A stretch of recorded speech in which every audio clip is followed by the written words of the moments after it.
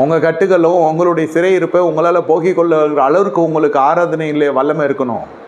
அது இன்னொருத்தனை தேடி போகக்கூடாது. ஆவிக்குரிய மனுஷனை செத்து போட்டா இருந்தாலும் என்ன பண்ணுவீங்க? அவர் விடுதலை வாங்கி தராரு. இது என்ன பெயில் வாங்கி கொடுக்கறதுக்கு போகிற மாதிரி இருக்குது அட்வொகேட்டு தேடி.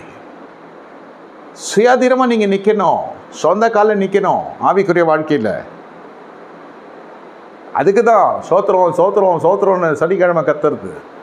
நீங்கள் வீட்டில் சோத்திரம் சோத்திரம்னு சொல்லி பாருங்கள். சொன்னவங்க எல்லாம் இன்றைக்கி வெறுமையாக போகல.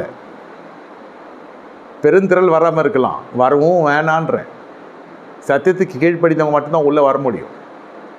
செம்மையானவருடைய வாயிலே துதி இருக்கும், செம்மையானவருடைய உதடுகளிலே துதி இருக்கும். செம்மையானவர்களுக்கு தான் இருளிலும் வெளிச்சம் உதிக்கும். செம்மையானவர்கள் என்று இருக்குது. சபையில் இருக்கிறவங்க ரட்சிக்கப்பட்டவங்க இருக்காங்க, நீதிமான்கள் இருக்காங்க, பரிசுத்தவான்கள் இருக்கிறாங்க, முதற் பேரானவர்கள் இருக்காங்க, முதற் பலனானவர்கள் இருக்காங்க. அதில் செம்மையானவர்களும் ஒரு குரூப் இருக்குது. நம்ம வாசித்தோம், ப்ளேலிஸ்ட்டில் போய் பாருங்கள். இதெல்லாம் நம்ம ஏற்கனவே டிஸ்கஸ் பண்ணியிருக்கோம், பேசியிருக்கேன். யூடியூப்பில் ப்ளேலிஸ்ட்டில் இருக்கும். சபைக்குள்ளே இருக்கிற காரியங்கள், சபையின் கட்டமைப்பில் போய் பார்த்தீங்கன்னா இருக்கும். இதெல்லாம் செம்மையானவர்கள். இது ஒரு ட்ராக். இதுக்கு துதிக்கிறதுக்குன்னு இந்த ஜனங்களை எனக்காக ஏற்படுத்தி இவர்கள் துதியை சொல்லி வருவார்.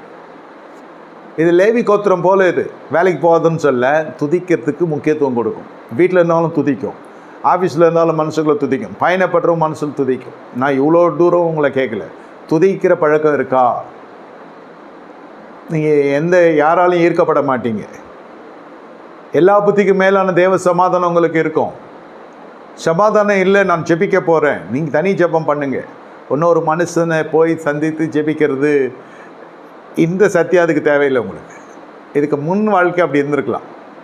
அப்படி போய் நிறைய பேர் மோசமானவங்க தான் இந்த ஆரோன் வழி சேர்ந்து பின்பற்றி போனவங்க. ரெகபெயாம் காலம் வரைக்கும் அந்த கன்றுக்குட்டி ஆராதனை தொடர்ந்து பாருங்கள். இடரல் எப்படியெல்லாம் வருதுன்னு. தேவன் அவர்களை கண்ணோக்கினார். இனி நீ புத்தியுள்ள ஆராதனை செய்யணும். உன் தொழிலையே நான் மாற்றுறேன், உன் ஜோலியை மாற்றுறேன், உனக்கு சரித்திரத்தை நான் மாற்றுறேன். இந்த ஜனங்க பார்த்தாங்க. இந்த ஜனங்களை கர்த்தர் நினைத்தரலாம் என்றால் என்ன நடக்குது? வேலை ஸ்தலத்தில் ஆசிரம் பெறுகிற பொழுது தேவன் உனக்கு நல்ல தலைமைத்துவத்தை கர்த்தர் எழுப்ப வல்லவராக இருக்கிறார். மோசே அபிஷேகம் பண்ணப்பட்டவன், தீர்க்கதரிசி, பார்வோனிடத்தில் போய் பேசுகிறான். அவங்களை கட்டி வைக்கப்பட்ட கட்டுகளுக்கு எல்லாம் இவங்க இந்த தலைமைத்துவம் எடுக்கிற எல்லா முயற்சிகளும் அந்த கட்டுகள் தானே அறுக்கப்படும். நீங்கள் வாங்க, உங்களுக்கு ஜெபிக்கிறேன்னு இல்லை, நேராக இங்கே அட்டாக் பண்ணால் இங்கே ரிலீஸ் ஆகிடுங்க. நீங்கள் உங்களுக்காக நாங்கள் ஜெபிக்க வேண்டுமா, ஏதாவது இருக்குமான்லாம் கேட்க வேண்டிய அவசியமே இல்லை. நான் தான் பார்க்குறேன் எவ்வளோ அவ்வளோ லட்சணமாக இருக்கிறதுக்கான காரணம் என்ன. அது சத்தியத்தில் ஆளும் தெரியாதவங்க கேட்கலாம்.